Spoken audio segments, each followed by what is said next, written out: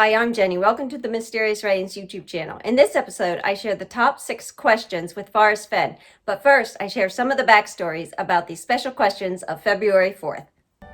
Since 2013, each February 4th, Forrest Fenn and I would share our 6 questions and answers. The day is always special to the chase and us. We enjoy doing them for the searchers. Although we did some questions on the 6th of January here in 2020, the last official 6 questions with Forrest was in 2019. As many of you know, Sixer is my nickname and is what inspired the 6 questions. Since it's my name, it's actually what I do. I do 6 things. They are 6 my questions, which also happen to be the amount. So for this February 4th, I thought it would be fun to share some background stories on the questions and the top 6 questions with Forrest from over the past years. The first set of 6 questions was done with Forrest before the chase hit the Today Show at the end of February 2013. Before this TV appearance, it was mostly a quiet hunt with a few searchers mainly posted on Dale's site. Although I was aware of the chase, I was working on another treasure mystery involving the lost temple treasure. I kept tabs on the thrill of the chase though. And at the end of 2012, I asked Forrest if he wanted to do a Mysterious Writing 6 questions. I had done other 6 questions for my website, but this was the start of the 6 questions with Forrest on the 4th. The process with Forrest was I emailed him the questions I was thinking of asking. Sometimes Forrest would tweak a few wordings or discard questions. I would then send others to replace any completely discarded questions. He liked talking some about the chase, but more about his life in the segment. And he never liked direct, tell us where it is type questions. Those would ruin the chase, and we both respected and loved the chase. Through the years, I've heard many times, you should have asked this or put it this way. I just smile and think, tell Forrest that. It's not like any question was going to trick him to revealing something he didn't want to say. He said what he wanted, regardless of the questions asked. I was appreciative for all that he shared. Those who couldn't appreciate the time Forrest gave us in answering any question were sadly missing the point. To call the questions boring emphasizes the complete lack of respect for the chase and Forrest's time, especially the most recent 2020 questions and answers. He was giving us his thoughts and taking away from something he values most, his time. The chase is more than give me, Forrest, tell me a clue for where the chest is. It's about learning, understanding, exploring, and enjoying everything around us and the opportunities the chase has to offer. It's about appreciation and finding contentment with the chase, that wonderful balance of nature and life. Forrest wrote the preface in my book, Armchair Treasure Hunts. In it, he says, "Isn't it amazing that contentment often comes once you realize the world is meant for continuous searching? When you are content with all the search has to offer, you know there is no end, and you can meet it with peace." I always appreciate anything Forrest has to say, for I feel if we come to understand the man more, through his words and life's events, even if they aren't chase related, we might come to understand the poem more. I feel that's very important. The 6 questions with Forrest were always the result of both of us working together. They often got edited right up until they were posted. For instance, the gut feeling sentence of the 2018 6 questions was added by Forrest at the last minute. Another last-minute edit off the top of my head was the boy from the U.S. That became the kid from Penasco. Forrest didn't like my generality of the boy, so he defined who this boy was. The little girl in India was a 6-question Mysterious Writings creation, but the kid from Penasco was Forrest. Below are the top 6 questions with Forrest and some commentary after each. Number 1, from 2013, the very first 6 questions. The question: from receiving feedback on Hunter's ideas and methods about how to discover the location of the chest, do you feel confident your method in hiding the chest will eventually be understood and the chest be found? Please know I'm not asking for any specifics. My question is more like, do you still feel your poem will lead someone to the treasure? Forrest answers: the person who finds the treasure will have studied the poem over and over and thought and analyzed and moved with confidence.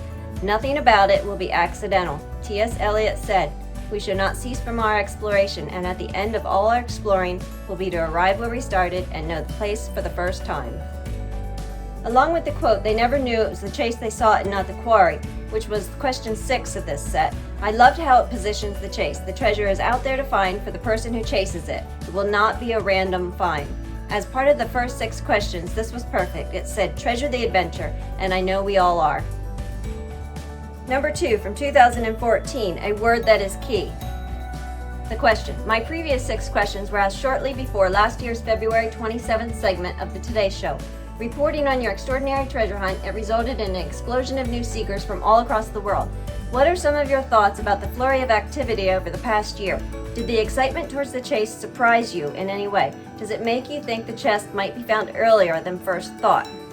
Forrest answers, it is interesting to know that a great number of people are out there searching. Many are given serious thought to the clues in my poem, but only a few are in tight focus with a word that is key. The treasure may be discovered sooner than I anticipated. Although we've heard much about the word that is key lately, it was here it first got lots of attention. What I find interesting is before he says, but only a few are in tight focus with a word that is key, he mentions many are given serious thought to the clues in my poem. This first part is often left out, but along with the timing of this statement, I think it helps define where this word that is key is at in the poem. From the Mysterious Writings forum I recently posted, in the second set of 6 questions after the onslaught of searchers, Forrest mentioned a few were in tight focus with a word that is key. I'm sure we all know that quote by now, but the timing was around when searchers were moving in on the treasure. The 500-foot mark soon became 200 feet. It seems possible those who were in tight focus with a word that was key at the time were those searchers keeping with the first 2 clues, exploring from there, getting closer maybe, instead of bouncing from spot to spot. They were in tight focus on something. For this reason, the word that is key might be a word that helps identify or confirm the location of the first 2 clues. This word could be warm. A link is below to give more thoughts on that. Number 3, from 2016, The Little Girl in India. The question, your treasure hunt has inspired people worldwide to discover history, culture, and nature, but many people, even in the US, might feel deterred because they don't live near the Rockies or can't afford to travel. Should they be deterred? Can a little girl in India who speaks good English but only has your poem and a map of the US Rocky Mountains work out where the treasure is? And would she be confident as she solves each clue, or only confident when she has solved them all? Forrest answers, I wish I had another treasure to hide in the Appalachians. The little girl in India cannot get closer than the first 2 clues. There are many disabled people who are deeply into maps and geography, and they are having a lot of fun. This is taught for many reasons, one of which it is this question and answer that inspired the Forrest Fenn Gold Medallion treasure hunts, and those hunts to be mainly in the Appalachians. It was helping Forrest make his wish a reality. Dal and I were so honored to be able to make that happen, with Forrest approving of the creation of 50 limited medallions for the hunts. More on that in the link below. But this question and answer also seems to say boots on the ground is needed, and dependent on how you personally number the clues, but for many who number where Warm Waters Halt as 1 and Canyon Down as 2, it seems to suggest that the home of Brown might not be found labeled on a map. I suppose you can say all land is on a map, but not all is labeled on a map.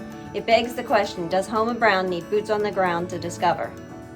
Either way, with the following from Forrest in the 2018 questions, we know boots on the ground is required to complete the chase. One of Forrest's answers of that set was, it helps to know something about Rocky Mountain geography when making plans to search for my treasure.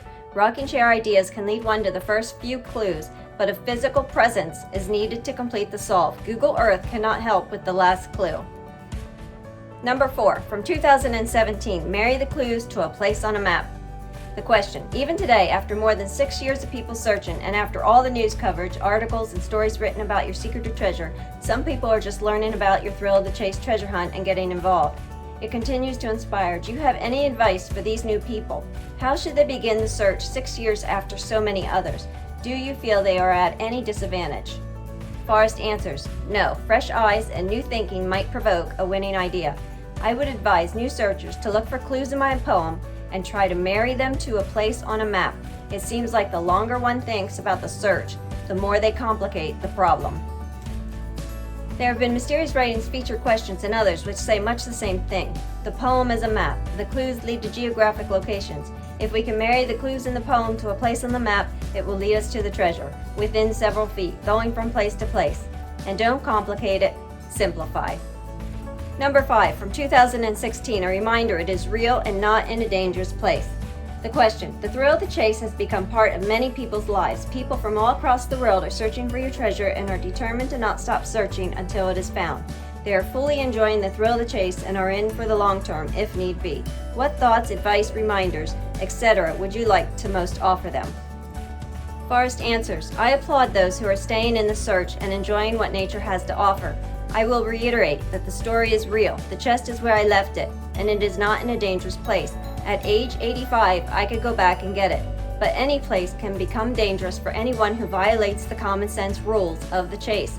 Stay out of the mountains in the winter time when it is cold and snow covers the ground. This question and answer was important for the time, and even more so now. Although Forrest had said it many times, it's not in a dangerous place, it needs mentioned time and time again.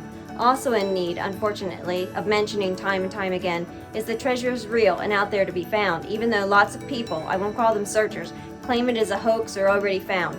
There will always be those who feel defeated and claim foul play. Ignore them and continue on. It's the thrill of the chase, not the agony of defeat.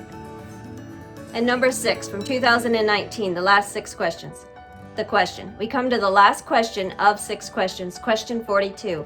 I must give you the opportunity to offer any final words for them. What would you like most to say about the chase or to searchers? Forrest answers, Jenny, since these will be my last 6 questions, I would like to thank you for asking me to participate. It has been an enjoyable thinking experience over the years. I want to thank those of you who make up the community of searchers. It would be nice to meet each one of you personally and share a bottle of Great Bet.